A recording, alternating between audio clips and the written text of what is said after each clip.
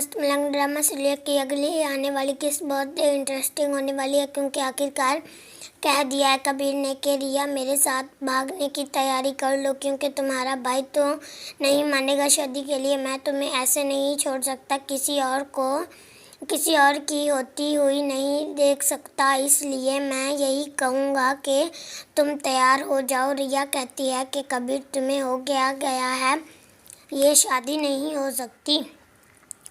मैं तुम्हारे साथ नहीं भाग सकती। मैं सिकंदर भाई और आसमा आपा को क्या मुंह दिखाऊंगी। कबीर कहता है कि आसमा आपा तो तुम्हारी अपनी है ही नहीं, ना ही सिकंदर तुम्हारा अपना है। ये लोग तो अपने मतलब के लिए तुम्हारे साथ हैं। रिया कहती है कि मैंने तुम्हें 1000 बार कहा है कि मेरी आसमा आपा के बारे में कोई बात नहीं सुनूंगी।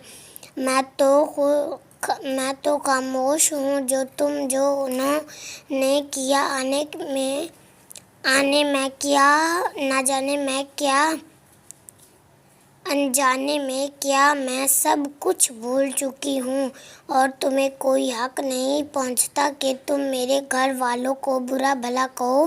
कबीर कहता है तो फिर बताओ मैं क्या करूँ। फिर रिया कहती है कि कबीर मेरी बात सुनो, ऐसा करते हैं तुम एक बार आके सिकंदर भाई से मेरा रिश्ता मांगो। कबीर कहता है कि मेरी महाबीना को इतना जलील करके तुम लोगों ने निकाला था, मैं किस मुंह से आ जाऊं दोबारा तुम्हारा रिश्ता मांगने। रिया कहती है कि इस बार तुम खुद आना। कबीर रिश्ता मांगने आता है कि सब इनकार कर देते हैं। सिकंदर धक्के दे के इसको घर से निकाल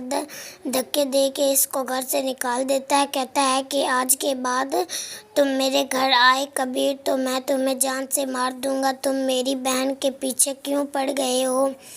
कबीर कहता है कि आपकी बहन के साथ कुछ गलत नहीं किया, बल्कि इसको पास करवाया है और इसके ज़िंदगी में जो अच्छे काम हुए हैं सारे कबीर खान की वजह से हुए हैं। याद रखिएगा आप लोग तो इसके फराज के आगे फेंक के चले गए थे, ना इसलिए डर गए थे कि फराज कहीं गोली ना मार दे आपको। मैं नहीं डरा, मैंने रिया के खातिर गोली भी खा ली थी। और आप लोग ये भी याद रखिए, अगर आपने इज्जत के साथ रिश्ता नहीं दिया तो फिर मुझे दूसरा तरीका भी आता है। अभी तो कबीर मैं जा रहा हूँ, क्योंकि आप लोग ने मुझे बहुत जलील कर दिया है, लेकिन एक बात और याद रखिएगा, मैं वापस ज़रूर आऊँगा और आप लोग इस वक्त को पछताएंगे। ये बस सुनते साथ आसमा कहती है कि चलो कबीर ठीक है, यहाँ से अब चले जाओ कि हम रिया की शादी करवाने लगे हैं और कल ही रिया का निकाह है। निकाह वाले दिन ही कबीर रिया का हाथ थामता है और इसको लेकर भाग जाता है। आसमा आपा को तो पता ही नहीं चलता। आसमा आपा तो बातें कर रही होती है वाजिद से।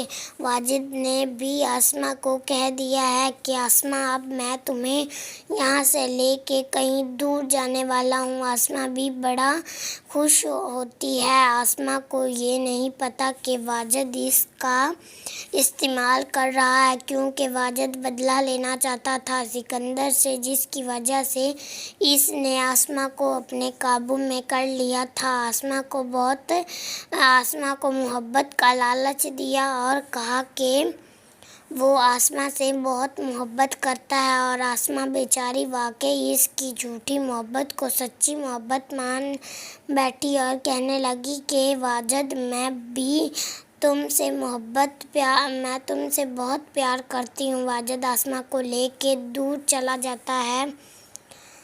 वाजिद कहता है कि कल तक तुम तैयार रहना, तुम और मैं यहाँ से दूर चले जाएंगे, क्योंकि वाजिद ने सिर्फ यही करना है कि आसमा को घर से भगा देना है ताकि सिकंदर को वो जलील कर सके। सिकंदर بیچارے کو وہ کچھ نہیں پتا کہ وہ کیا ہونے والا ہے۔ اس کے ساتھ وہ بھی یہ سمجھتا ہے کہ واجد ایسا کچھ کرے گا ہی نہیں، کیونکہ واجد پہلے آسماء سے محبت کرتا تھا، لیکن آسماء نے واجد کی خاطر کوئی بھی قدم نہیں اٹھایا۔ واجد کہتا ہے کہ تم اس سے شادی کر لو، تم مبین سے شادی مت کرو، لیکن آسماء نے اس وقت پہ اس کا ساتھ نہیں دیا۔ اسی لیے وفا بھی مبینہ کی بڑی دشمن بنی پھرتی۔ جب بھی کچھ